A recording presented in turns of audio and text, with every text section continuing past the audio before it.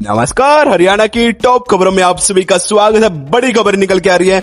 हरियाणा सरकार ने उन 537 प्राइवेट स्कूलों को आखिरी चेतावनी दी है जो बच्चों के एडमिशन की जानकारी देने में ढील बरत रहे हैं। सरकार ने साफ कह दिया गया, इन स्कूलों को 13 मई 2026 तक हर हाल में पोर्टल पर बताना होगा कि उनके यहाँ नर्सरी से लेकर पहली क्लास तक कितनी सीट खाली हैं, ताकि गरीब परिवारों के बच्चों का 25% कोटा तय किया जा सके। अगर स्कूल इसे 6 दिन की मोहलत में जानकारी नहीं देता है तो उन पर कड़ी कार्रवाई की जाएगी। असल में जब तक स्कूल अपनी कुल सीटों का ब्यौरा नहीं देगा तब तक उन बच्चों को एडमिशन की प्रक्रिया शुरू नहीं हो पाएगी। इसलिए सरकार अब सख्ती दिखा रही है ताकि दाखिले में देरी ना हो। अगली बड़ी खबर आ रही है। हरियाणा के मुख्यमंत्री नायब सैनी ने आज प्रदेश के लाखों लोगों के लिए खुशी का पिटारा खोल दिया गया है। सुबह सुबह आपके लिए बहुत ही बड़ी खबर निकल के आ रही है। पैसे तो कल ही शाम को ट्रांसफर हो गए थे। उन्होंने एक ही झटके में कई सरकारी योजनाओं के पैसे सीधे लोगों के खातों में ट्रांसफर कर दिए हैं, जिसमें लाडो लक्ष्मी योजना की 7वीं किस्त के 205 करोड़ रुपए, वहीं बुढ़ापा पेंशन, दिव्यांग पेंशन, विधवा पेंशन के करीब 1147 करोड़ रुपए और गैस सिलेंडर की सब्सिडी के इसमें पैसे शामिल हैं। इसके साथ ही सरकार ने बच्चों की पढ़ाई के लिए स्कॉलरशिप और गरीबों की मदद के लिए दयालु योजना और किसानों को फसल नुकसान का मुआवजा भी जारी कर दिया गया है।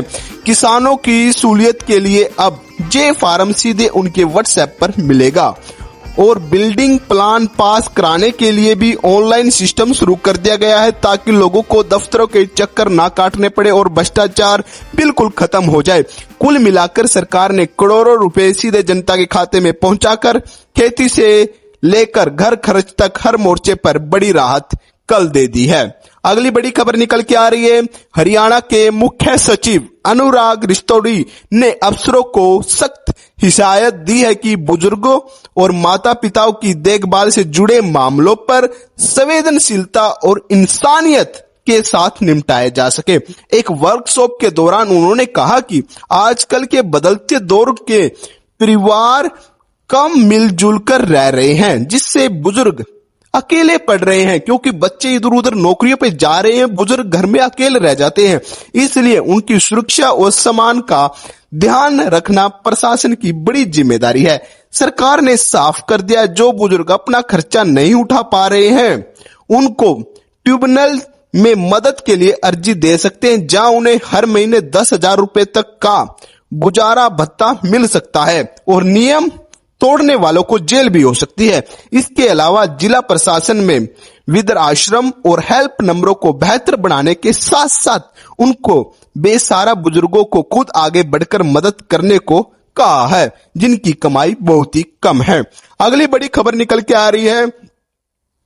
हरियाणा के ऊर्जा मंत्री अनिल विज ने बिजली कटौती को लेकर सख्त तेवर अपनाए हुए हैं। उन्होंने निर्देश दे दिए गए हैं, अब शहरों में 2 घंटे और गांव में 4 घंटे से ज्यादा पावर कट नहीं लगना चाहिए, वरना सीधे अधिकारियों पर गाज गिरेगी, उन्हें सस्पेंड तक किया जा सकता है। उन्होंने अधिकारियों से कहा है कि खराब ट्रांसफर को तुरंत बदला जाए और मेंटेनेंस टीम के पास हर वक्त जरूरी सामान ट्रॉली मौजूद रहना चाहिए ताकि काम ना रुके। साथ ही भविष्य में बिजली घर बनाते समय इस बात का खास ध्यान रखा जाए कि वह जल भराव वाले इलाके से दूर हो या फिर जमीन से कम 2 फुट ऊंचे बनाए जाएं ताकि बारिश में शॉर्ट सर्किट का खतरा ना बने। अगली बड़ी खबर निकल के आ रही है। महिला पहलवान विनेश फोगाट के फैंस के लिए काफी निराश करने वाली खबर सामने आई है। दरअसल कुश्ती महासंघ WFI के एशियन गेम 2026 के लिए नियमों में कुछ बड़े बदलाव किए गए हैं, जिसकी वजह से विनेश फोगाट इस बार मैदान में नहीं उतर पाएगी। महासंघ के अध्यक्ष संजय सिंह का कहना है कि अब केवल उन्हीं खिलाड़ियों का ट्रायल में मौका दिया जाएगा जिन्होंने हालांकि नेशनल लेवल की प्रतियोगिताओं में पदक जीते हैं। पात्रता के लिए उन्हें 2025 की सीनियर नेशनल चैंपियनशिप, 2026 की फेडरेशन कप और अंडर 20 नेशनल चैंपियनशिप को आधार बनाया है। चूंकि विनेश इन तीनों में से किसी भी टूर्नामेंट का हिस्सा नहीं रही है, इसीलिए वह 30 मई को दिल्ली में होने वाली चैन ट्रायल की रेस से बाहर हो गई। महासंघ के मुताबिक यह कड़ा फैसला नए और फॉर्म में चल रहे खिलाड़ियों को आगे बढ़ाने के मकसद से लिया गया है। अगली बड़ी खबर निकल के आ रही है, हरियाणा सरकार द्वारा विदेशों में जान गंवाने वाले प्रदेश के युवाओं और परिजनों की सहायता के लिए विशेष सहायता कोष बनाने का निर्णय एक अत्यंत मानवीय और सैन्य कदम है।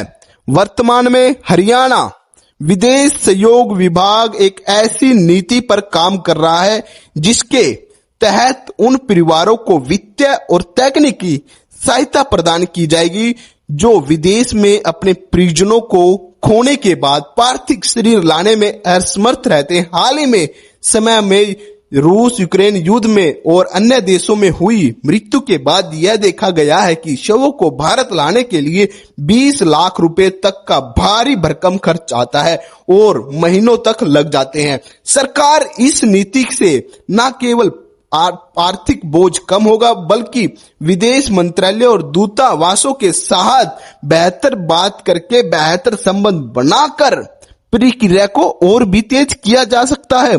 इस योजना की सबसे महत्वपूर्ण शर्त यह है कि इसका लाभ केवल उन्हीं परिवारों को मिलेगा जिनके सदस्य वैध वीजा पर विदेश गए हुए हैं, लीगल वीजा पर गए गए हैं। डोंकी पर जो गए हुए हैं उनको इसका लाभ नहीं मिलेगा। सरकार का मुख्य उद्देश्य मध्यम वर्गीय और गरीब परिवारों को संबल देना है, महत्वपूर्ण सहायता देना है ताकि उनका भविष्य भी अच्छा रह सके।